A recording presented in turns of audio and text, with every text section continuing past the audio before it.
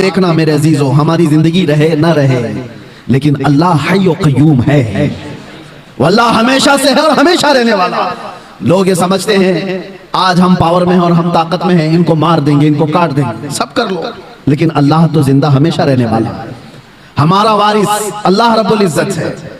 हमारी तमाम चीजों के लिए अल्लाह करीम है।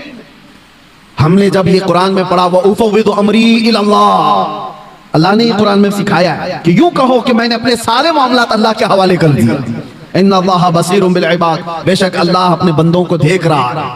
तो फिर देखो अल्लाह ताला बंदों को कैसे देखता है। हाँ, वक्त लगता है। थोड़े दिनों की बात है, मैंने उस वक्त देखा पढ़ने के मेरे मुताले में एक चीज आई थी। हज़रत अबू जुंदल एक सहाबी हैं, मक्का में गिरफ्तार हुए थे, कैदी बन गए काफिरों के साथ, और तकरीबन जानते हो 16 साल इन्होंने काफिरों की कैद में गुजारे। और जब रसूल पाक सल्लल्लाहु अलैहि वसल्लम फतेह मक्का सुलह हुदैबिया जो हुई, उसी हुजूर 1400 सहाबा के साथ उम्रा करने आ रहे थे, तब मक्का वालों ने रोक लिया था और एग्रीमेंट साइन हो गए थे। सुलह हुदैबिया जो है उसमें यह था कि मक्का से कोई भाग करके जाएगा तो मदीने वाले उसको वापस कर देंगे, और मदीने से कोई भाग करके आएगा तो हम उसको वापस नहीं करेंगे, हम अपने पास रख लेंगे। सब ऐसी एग्रीमेंट उन्होंने साइन की थी। उसी वक्त ये अबू जुंदल साहबी कैद से निकल करके आ गए थे। अंदाजा करो 16 साल के बाद कोई जंजीरें तोड़ करके निकल आया हो, और वो भी सहाबा की जमात में आ गए। सहाबा ने सीने से सीना लगाया, वो फूट फूट करके अपने जख्म बता रहे थे।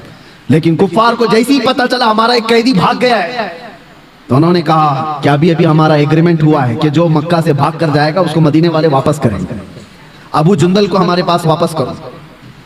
सहाबा सब खड़े हो गए कि इस मजलूम को हम वापस कैसे करेंगे, जंग कर लेंगे।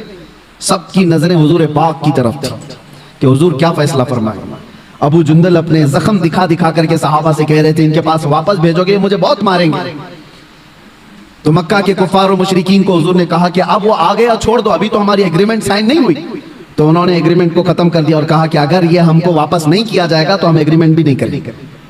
जब जिद पर अड़ गए, हुजूर पाक ने अबू जुंदल की तरफ देखा और कहा अबू जुंदल मक्का वापस चले जाओ, रहमतुल लिल आलमीन है। सारे सहाबा देख रहे हैं।